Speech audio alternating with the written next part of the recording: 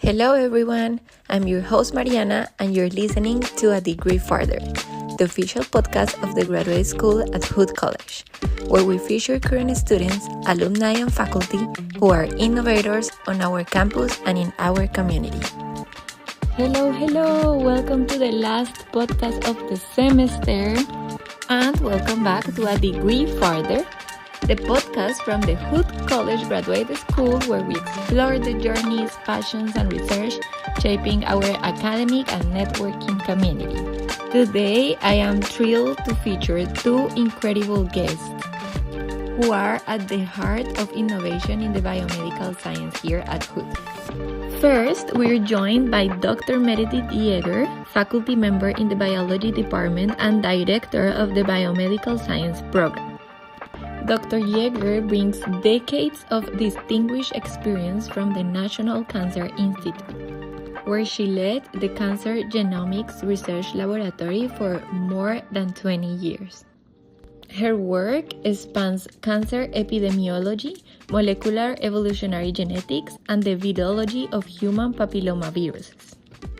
Now, at Hood, she's applying her expertise to a fascinating new frontier, the genetics of feline traits.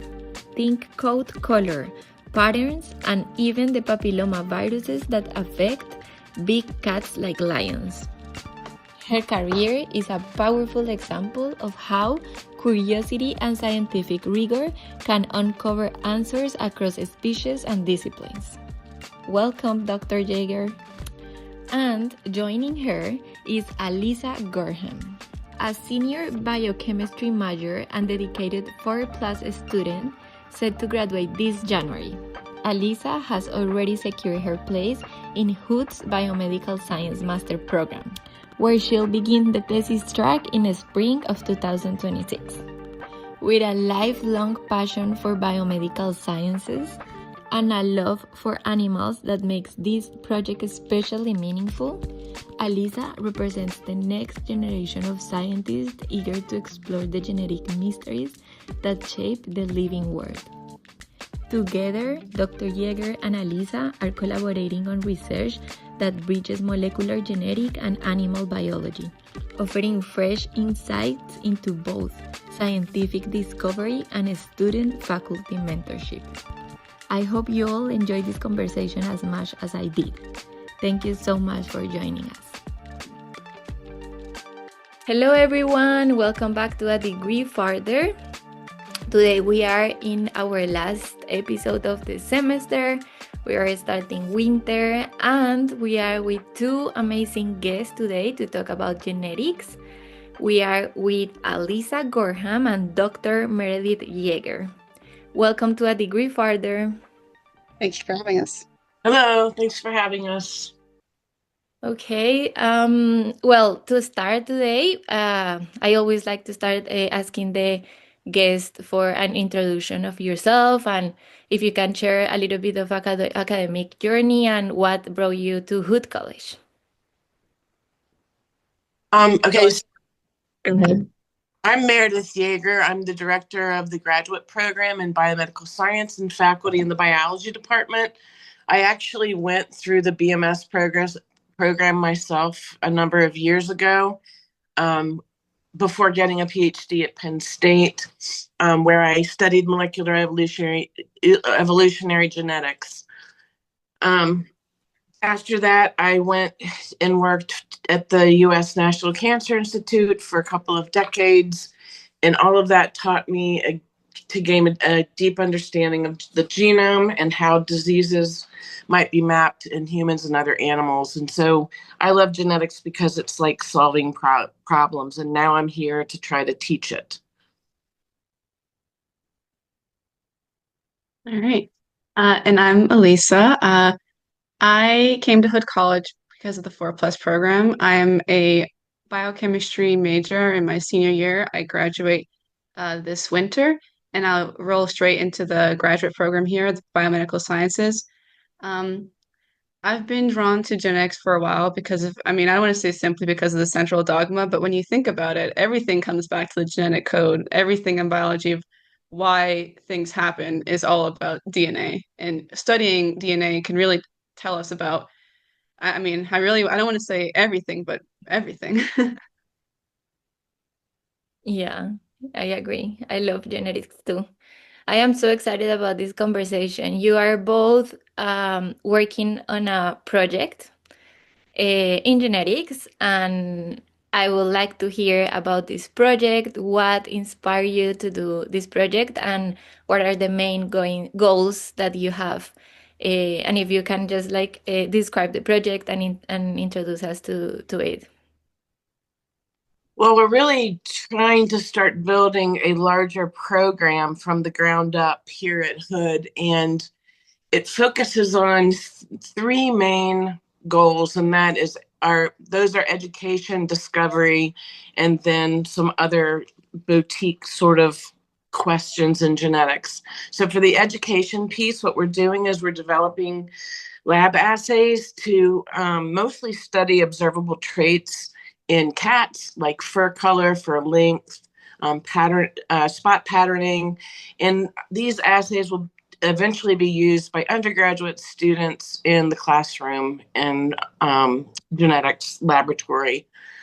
We think it might be more fun to learn genetics from your pets instead of some organism that you might not know a whole lot about. We also have a piece of research that we're building in discovery where we're looking at the genetics of papillomaviruses and mostly big cats like lions and pumas and cheetahs. And these are things that are more exploratory, like really learning about the genetics because not a lot is known. And then we also have a few other things, and Alisa can talk about her role in kind of being the ringleader of getting the campus together to try to solve these issues and have some fun. We can also do things like test for relatedness in pedigree and for cats. Like there's a question that always arises whether or not two cats are really from the same litter or not. And so we can do those sorts of things. And then I just would like to expand it in the future to be more, I guess, more well-rounded and just keep growing the program.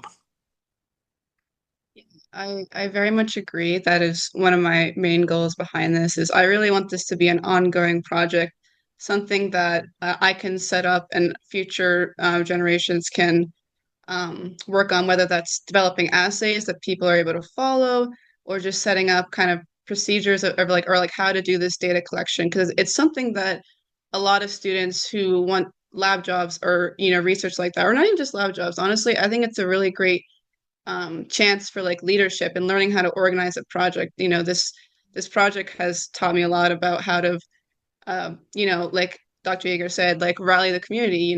We had to ask a lot of people for samples and kind of planning that was very hard, trying to, get what's the best way to communicate. So it's not even just like science, this project, it's communications, it's, almost like business kind of planning, like, oh, what should we, spend our time on? What should we spend our money on? There's a lot, and there's art in this project too. It's really well rounded. My goal is kind of to set up a nice project that can be taken on in the future by any students who want to do like independent study, departmental honors, or kind of positions like that. So I think that's my big goal, and of course, work on genetic projects with us. Mhm. Yeah. Um, so you're working the like you two one is there a bigger team behind this or is you two as a partner? We have a it's not a large lab, but I like to call it the Jaeger lab. It's not just me Mhm. and Dr. Yeager. We have other people, Kate Stoltz, Polina. We have other people who are working, but we want to, at least my goal is to, expand the lab and get more people working on this project. So as we have incoming, juniors and seniors, hopefully more of them will consider our work for their projects. Yeah, the reason why I ask this is because I've seen how collaboration and community in general make the difference in research. Uh, So if you both can tell us a little bit more about how collaboration is being a big part of this and how your individual strengths uh, complement each other in this research project. Well, I've always worked better as a part of a team, and Alisa is really leading this. And I really appreciate it because she's much more organized than I am. I mean, I can bring the sort of scientific and the genetics background to it, but I don't really have the as good of skills in the organization and all of the things that she was saying about how do you put this together, what is important. Like, she did all of the basically marketing for this, and so I just think we're a good team, and there are other people working on the project, and they also sort of play a role in developing it. It really is at the very beginning of um, of the process. I was going to let you talk about this, Dr. Yeager, but also like this whole project kind of started with collaboration because we got, and I'll let her talk about this, but we got our samples from Dr. Melody Rolk, our lion samples. Do you want to tell her about that? Oh, right. So, good point. So I have had friends working on cat genetics for since the 90s, I guess. And so a lot of the reason that I'm working on cat genetics is due to the connections that I have in the international community to people who have worked through some of these traits already. Also, we are extraordinarily fortunate to have Dr. Melody Rolke, who is a wildlife veterinarian by training and also is a Hood Senior Scholar, where she is officially affiliated here. Back in the 90s and early 2000s, she was the wildlife veterinarian in the Serengeti National Park in Africa, and when she would treat or observe lions and anesthetize them, she would take a bunch of different samples from them, all of which we have access to here at Hood. And so that is really providing a really unique opportunity to students to work on projects that basically nobody else in the world is working on. And then also to that point with the traits, I know basically personally all the people that had discovered a lot of the genes based on the traits that we're studying. So I can just pick up the phone or shoot an email and ask a question if I need to. So that really is a larger collaboration. Wow, that's amazing. Um, for those who are not familiar with the science language or science background, how will you explain this project in a more simple way, and how you also will explain the implications that the project will have? As Alisa said earlier, genetics is everywhere in people's lives, whether they realize it or not. It influences everything from how we look, how tall we are, the color of our skin, our hair, our eyes, the food we eat, diseases we may face, wildlife, plants, and everything. And so gaining an understanding of genetics does really fundamentally help us understand the world around us. And I would say that now more than ever, it's important to appreciate the all the life on the planet. And then the discoveries made within the papillomavirus project research on the lions could directly influence their health and management one day.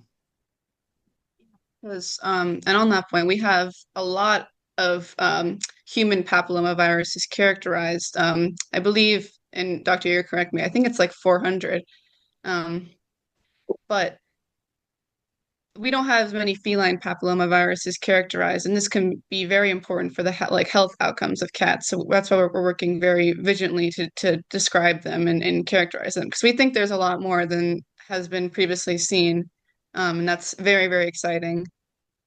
Right. We started with only one published lion papillomavirus, and we've discovered uh, four new types already. Wow. I well, and that kind of led me to the next question that was what has been one of the biggest surprises or challenges that you encountered during your research? Probably that's one of the surprises you got. I don't know if you have any others. Well, I think science is always a surprise, which is why some of us get into it. And I would say, while I wasn't surprised that we are starting to discover new things, it's always cool when we do. Laboratory science also can be quite frustrating because everything doesn't always work, and so when people expect that it should, it's a really good learning experience when you realize that sometimes things just don't work.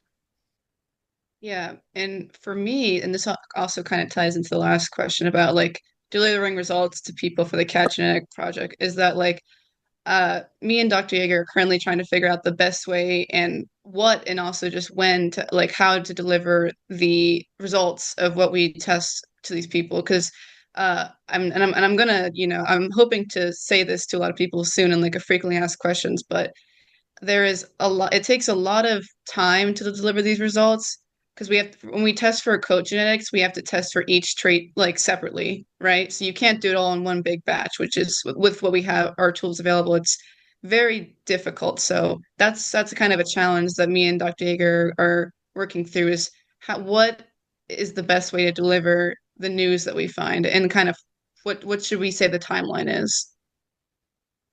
Hmm. Yeah. How Hood College had support you in the research, and how like the lab access, the community engagement, or the faculty community membership had help and support this research project. Well, the biology department has been hugely supportive, which is not surprising at all.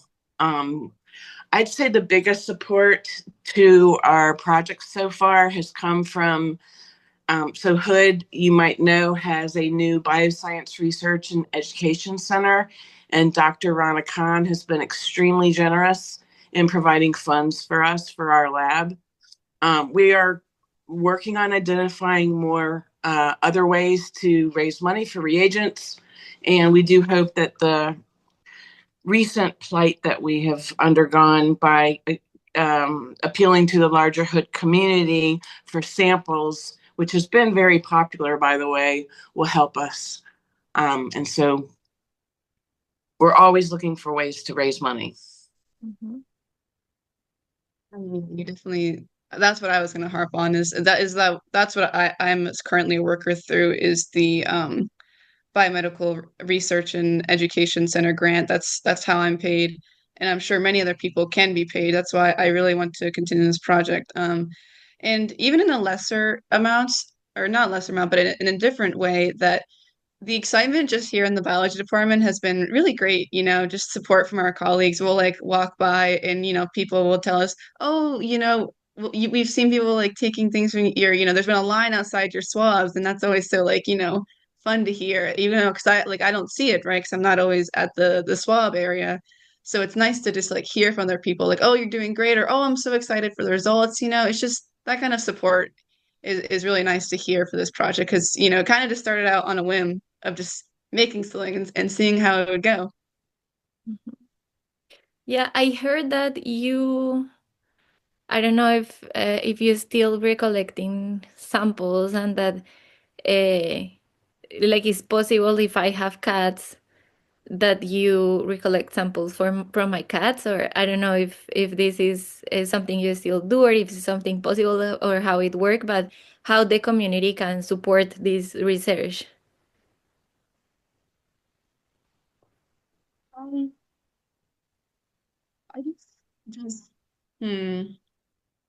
Well, I think I plan to have the swabs available indefinitely. There's really no end that I can see to this project. It's really just starting, and I feel like we're building momentum, if anything. Mhm. Right. Okay. We really just, and as we said a couple of times, we really just started out, and even just the starting out has been such a surpassed their expectations of how many swabs we would get, right? And we're hoping because Hood College, nice thing about college is that every year new people come, right? So it's always a way for the word to spread and more people to find out. And we're hoping to do more community outreach. If we also try and raise funds in a different way, we can also it's not just limited to Hood students, right? I want this to kind of just be like we'll collect samples from anyone in the Hood community that's interested. Mm-hmm. Yeah. Yeah. I will add your emails at the bottom of the episode if that's okay for you, for people who are interested on knowing more about the project or helping anyway, donate money or anything. Sure. Yeah. Well, to finish, if you could give one piece of advice for future graduated students that are interested in joining the science community or any type of research projects at Hood College, what you will say to them? I would say pick a professor working on a topic or something that you love or want to learn more about. Do come with ideas about projects that you might want to work on, and ask questions and do background research before making your final decision. And finally, I would say definitely do a project for the love of learning about the topic.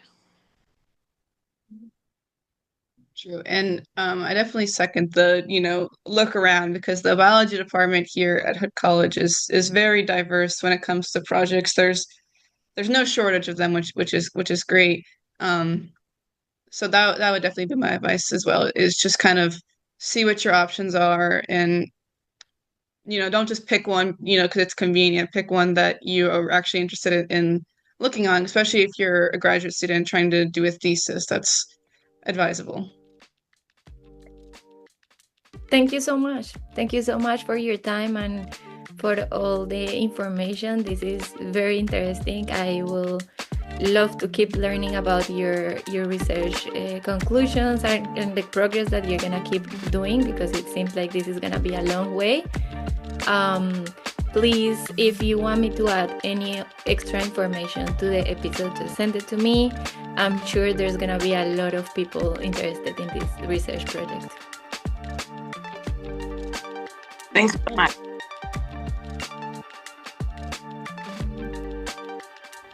Thank you so much for listening to A Degree Further, the official podcast of the graduate school at Hood College, where we help you go further in your life, in your career, and in your community.